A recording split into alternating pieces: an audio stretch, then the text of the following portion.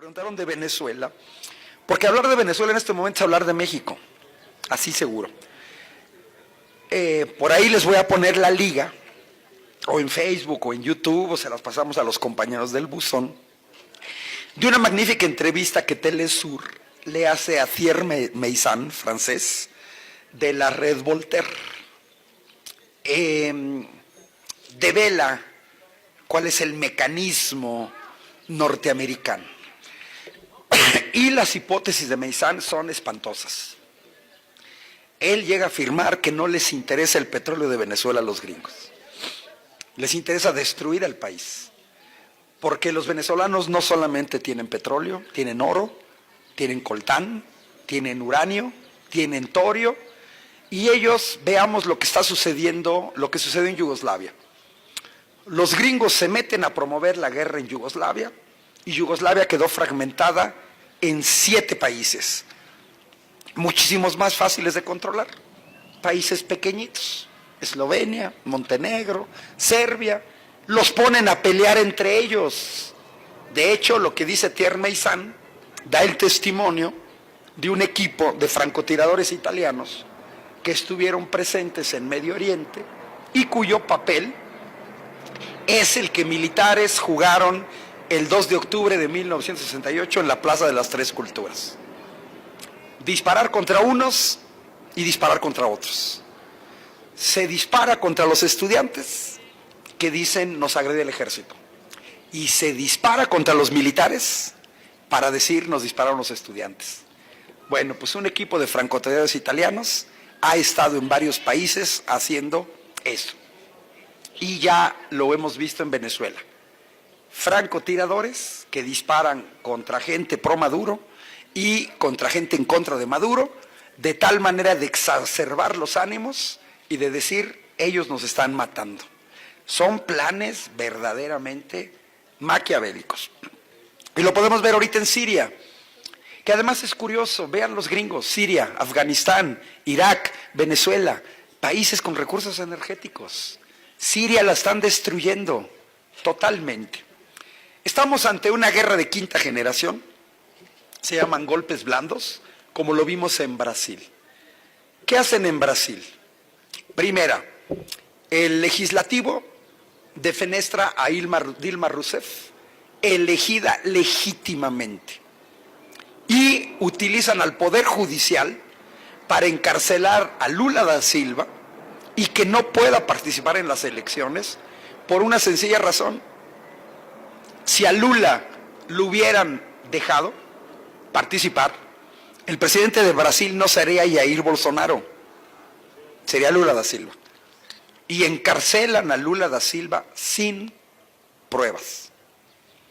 Quitan a Dilma Rousseff, meten al tipejo este de Bolsonaro, que inmediatamente se pone como tapete al servicio de los norteamericanos, dispuesto a agredir a Venezuela. Para eso lo pusieron. Dilma Rousseff no se habría prestado a la posición de Bolsonaro. La posición de dignidad del gobierno de Andrés Manuel López Obrador, que no es el único. Ahora ya acusan a López Obrador de que no está a la altura de los tiempos, que porque ya no está de moda la no intervención, como si fueran camisas, pantalones o sombreros. ¿Por qué no le reclaman al gobierno de Italia, cuyo ministro de Exteriores ayer dijo, no nos vamos a meter en Venezuela por un principio básico de convivencia entre los pueblos, la no intervención? A ver, critíquense a los italianos. Y además la ONU, la mayor parte de los países de la ONU no han reconocido a Juan Guaidó. La mayor parte de los países de la OEA no han reconocido a Juan Guaidó. Sí, lo reconocieron el Parlamento Europeo, controlado por fuerzas de derecha, sí. Ya vino Pedro Sánchez del PSOE, que da vergüenza, el PSOE traiciona al propio mediador en Venezuela, José Luis Rodríguez Zapatero, expresidente español, miembro del PSOE, que está haciendo un trabajo de arreglar las cosas por la buena. Y luego viene Pedro Sánchez, que es una vergüenza, a querer decirle a AMLO que sí que hay que intervenir. Bueno, ¿cuál es el camino de estos golpes blandos y guerra de quinta generación, porque tenemos que tener los sensores puestos. Primero, una agresión mediática, basta ver a CNN, por ejemplo, en donde comienzan a contar una bola de mentiras y medias verdades. Fíjense cómo es CNN. El 23 de enero hubo marchas masivas en apoyo y en contra de Nicolás Maduro, del gobierno de Nicolás Maduro. Pero CNN no nos mostró los cientos de miles, las decenas de miles que salieron en Caracas a favor de Maduro. Nada más nos mostró a los otros para hacernos creer que todo el pueblo venezolano está en contra de Nicolás Maduro. Yo casi le diría a la derecha venezolana, no sean chillones, vean lo que hicimos los mexicanos.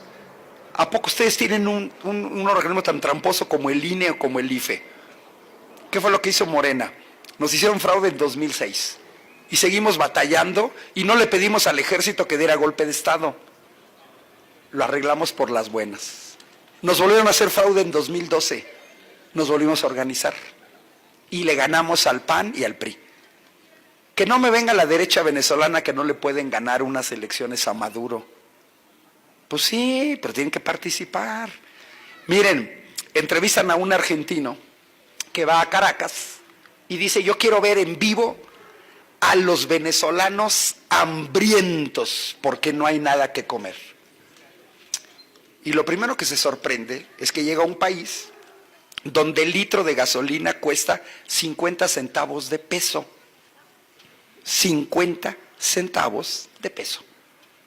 Llenar un tanque de gasolina de 50 litros cuesta 25 pesitos. Ya, 25 pesitos. Lo que cuesta una torta. 25 pesitos. Y luego además dice que ve por las calles de Caracas Land Rovers, BMW, Audi, vehículos de lujo. Y yo lo veo y vean y observen una cosa en muchas de las cosas que nos muestra CNN y una cosa que yo observo, la manera en la que están vestidas la gente que protesta. Traen ropa de marca, buenos zapatos, buenos relojes, traen buena ropa, no se ven desnutridos por ningún lado, por ningún lado. Es más, le tupieron a un empresario español que hace más o menos 8 meses subió a su cuenta de Facebook una serie de fotografías de supermercados venezolanos con productos de lujo. Jamón ibérico español, caviar y una bola de cosas. Y dice, esto es en pleno desabasto. Primero viene esa agresión mediática para que todos digamos, Nicolás Maduro, te tienes que ir porque eres un ojete. Todos, ese es lo primero, satanizar. Lo hicieron con Saddam Hussein y lo hicieron con Gaddafi en Libia. Primero es el desprestigio, el ponerlos como un asco. Pero les recuerdo que los primeros que sostuvieron a Hussein fueron los gringos. Y esto tiene que entender la derecha venezolana y los colombianos. Asusaron a Hussein contra Irán y esos dos países combatieron por culpa de una guerra norteamericana y pagaron con más de 1 millón de muertos. Pues agárrense colombianos y brasileños, va a morir su gente por la irresponsabilidad de su gobierno. Ahora ya sale muy machito el secretario de Relaciones Exteriores de Colombia a decir, vamos a sacar a Maduro como sacamos a Noriega de Panamá. ¿Vamos? Si no tuvieras detrás a los gringos, ¿serías tan machito de querer invadir a otro país? O sea, ahora todo el mundo anda bien machito. Ay, vamos a invadir y vamos a sacarlos. Segunda fase es la agresión económica. Cuba está bloqueada desde los años 60. Es un país que tiene 60 años de un bloqueo económico donde no le venden refacciones, donde no le venden alimentos. Y es lo mismo que han estado haciendo en Venezuela. En Venezuela, como lo hicieron en Chile, la derecha, hay acaparamiento de productos. No los venden, los esconden para generar un desabasto. Y ya los de mexicanos ya lo vimos. El desabasto genera enojo en la gente y ellos lo que quieren es tensar, que la gente se enoje. Entonces te oculto el arroz, te ocupo el maíz para las arepas, te lo oculto y viene y la agresión económica, Los 7,000 millones de dólares que los gringos acaban de agenciar de Venezuela, de la petrolera Citgo, que pertenece a Venezuela, y el oro que no quieren regresar los ingleses. Fíjense, la meca del capitalismo, violando los principios básicos del capitalismo, que es, yo te doy dinero, banco, y yo, banco, no te lo quiero regresar. Hacen un escándalo para proteger a los privados. El secreto bancario es lo más sagrado que exista para un capitalista. Y yo meto el dinero al banco y me lo quedo. Bueno, pues ahí está. Si eso no les funciona, y lo estamos viendo claramente en Venezuela, es la violencia interna desatada con la manipulación mediática. Nos exhiben a los muertos de un lado, pero nos ocultan a los del otro lado. Para siempre victimizar a unos y para ver. Miren, 2 pesos y 2 medidas. Este país acaba de ver a miles de hondureños atravesar famélicos este país, ellos los hondureños sí jodidos, porque los ve uno en las calles y en los cruceros de varias ciudades mexicanas, pero los gringos no han pensado invadir Honduras, pues ellos quitaron y promovieron el golpe de Estado contra el legítimo presidente Manuel Zelaya en 2009. Entonces, los emigrantes venezolanos son de primera clase. Los hondureños son escoria. No les interesa. ¿Quién puede creer que Donald Trump, un presidente nefasto que da la orden de enjaular a niños y de separarlos de sus familias, puede estar interesado en los derechos humanos? Pues solamente ellos se los creen. Desatan la violencia y luego lo que sigue es la invasión de países vecinos. Lo vemos con Turquía invadiendo Siria, por ejemplo, ¿no? Para que se enfrenten entre ellos. Última medida, los gringos, pero no les gusta mucho, es que están empantanados en Afganistán y en Irak. A todo el mundo dijeron, miren, Irak tiene armas de destrucción masiva, vamos a imponer la democracia. Bueno, pues la derecha venezolana lo tiene que ver. Si le sale bien, tiran a Maduro, imponen a Guaidó y van al gobierno y privatizan PDVSA. Pero si les sale mal, pueden empantanar en una guerra civil, se pueden empantanar en una invasión de su país, en donde entonces sí van a sentir lo que es desabasto, y en donde entonces sí van a sentir lo que es carencias, y en donde van a pagar con sus vidas el andar jugando con fuego, mientras los gringos cómodamente están comiendo aguacate, viendo el supertazón. Así de sencillo. Pero pues miren, para que alguien se quiera inmolar, pues se requiere también alguien que se quiera inmolar. Vean a qué nivel estamos. ¿Quién es Juan Guaidó para decirle a Andrés Manuel algo? En primera, lo voy a decir de manera despectiva, ni modo, es un diputadillo o un diputadete que yo me quise buscar en internet cuánta gente votó por él. Es un diputado federal. Pues no sé, Venezuela es un país que tiene 30 millones de habitantes. Tan solo los que votamos por Andrés Manuel somos más que todos los habitantes de Venezuela. Así de sencillo. ¿Cuántos pudieron haber votado por él? Si bien le va a algunos miles. Y votaron por él para que fuera diputado. Y se autoproclama presidente. A ver, ¿qué le pasaría a Donald Trump? ¿Qué diría? Que Nancy Pelosi, quien es la presidenta del Congreso norteamericano, en una de las marchas de 30,000 maestros en California, o en una de las tantas marchas que hay contra Donald Trump, incluso en Washington, se autoproclamara presidenta de los Estados Unidos. Porque dice que ella es la presidenta del Congreso, y como el Partido Demócrata tiene la mayoría, queremos a Nancy Pelosi, sí, que Nancy Pelosi. A ver, ¿qué haría Donald Trump? ¿Se autoinvadiría? ¿Se imaginan a un líder de los chalecos amarillos ahorita en Francia que se autoproclame presidente en vez de Emmanuel Macron? Y los parlamentos europeos, sí, ya se autoproclamó presidente. Es una cosa gravísima esto que estamos viendo en Venezuela, gravísima, porque le puede suceder a cualquier país. Cualquier hijo de vecina se va a autoproclamar, ¿no? Bueno, ¿qué tendría que entender la derecha venezolana? Apuesten a la negociación, van a salir perdiendo también ellos, van a salir perdiendo y pueden salir perdiendo mucho, y sobre todo la carne de cañón que tienen que hacer. En ese sentido, México y Uruguay, y no son los únicos, sí le están apostando a una cuestión que a nosotros tampoco nos conviene. Si vemos el mapa de Sudamérica, si vemos la violencia en las calles y la represión de Mauricio Macri a los argentinos, miren, la represión en Argentina es más feroz que en Venezuela. Las escenas de violencia de la policía argentina reprimiendo a manifestantes en Argentina superan las que se ven en Venezuela. Pero eso no lo ocultan, eso no nos quieren mostrar, que Macri es un represor. Naturalmente, a nosotros no nos convienen todos estos regímenes de derecha. En cierto sentido, las dos potencias en América Latina, pues es Brasil y es México. ¿Qué tenemos que hacer? Pues informarnos más, tener paciencia. Los problemas técnicos en Pemex van a requerir tiempo. Por ejemplo, esto que dice Rocío Nale. Vean a qué nivel de estupidez. El haber vendido 2 plantas de hidrógeno al interior de refinerías en México es como si ustedes les vendieran la cocina de su casa. Y entonces, cada vez que ustedes se fueran a hacer un huevo frito o un sándwich, tenían que pagar una mensualidad a quien le vendieron la cocina.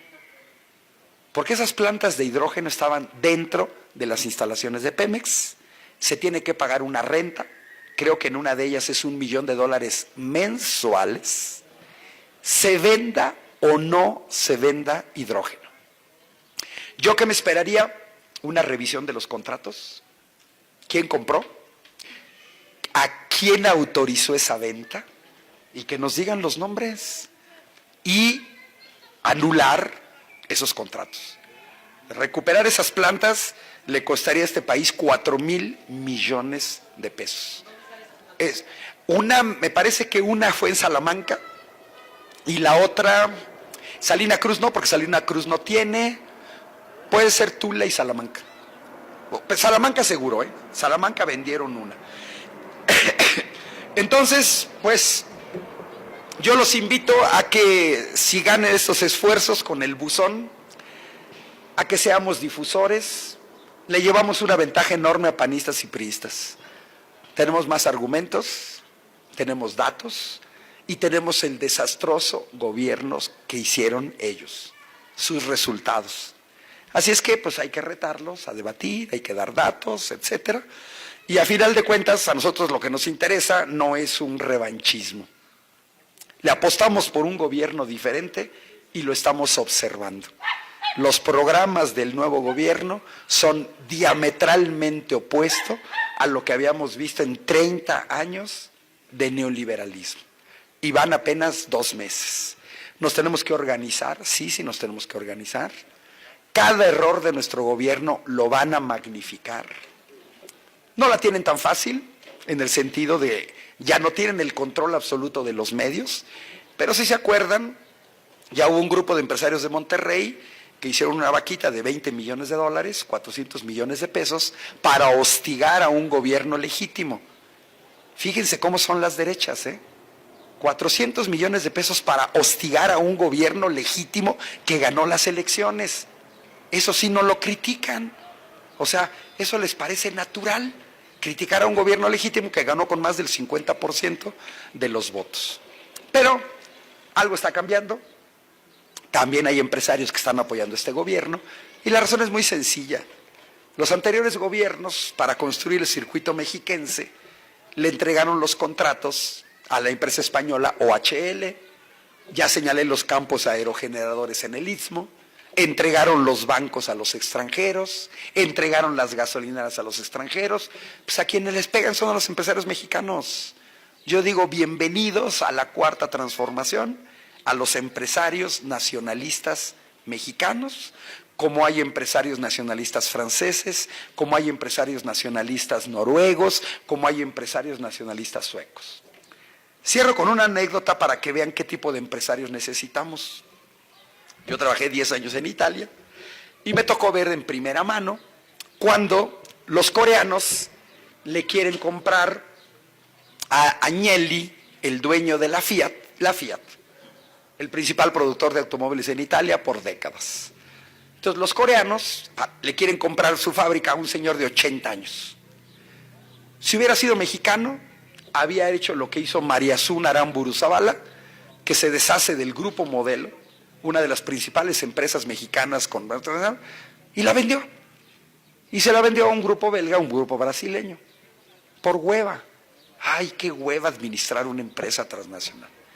Agnelli le dijo a los coreanos, no les voy a vender la Fiat, porque yo ya sé qué van a hacer. Fíjense, un empresario de 80 años, que ya está más cerca de la tumba que otra cosa, yo no les vendo mi fábrica. Ustedes van a sacar la producción de Italia, van a generar desempleo, van a generar delincuencia en mi país, y yo no quiero la destrucción de mi país. Un tipo que está a punto de irse a la tumba. México necesita ese tipo de empresarios que le apuesten a los mexicanos. Yo soy formador de ingenieros, tengo 30 años formando ingenieros. Tenemos estudiantes brillantísimos que tienen que dejar su país y que van a hacer ingeniería y van a crear tecnología en países extranjeros que luego los extranjeros nos venden. Yo creo que este país sí le está apostando a los mexicanos, sí le está apostando a la juventud mexicana, pero también necesitamos empresarios que se pongan a trabajar. Hace 40 años, los indicadores económicos de Corea estaban por debajo de México. Díganme, ¿quién trae de aquí un celular mexicano? Nadie. Pero ¿quién trae un celular coreano? Marca LG o marca Samsung. Y miren, ¿y quién tiene pantallas planas? Samsung, etcétera. Hace 40 años, más de 40 años, el gobierno coreano llamó a sus empresarios.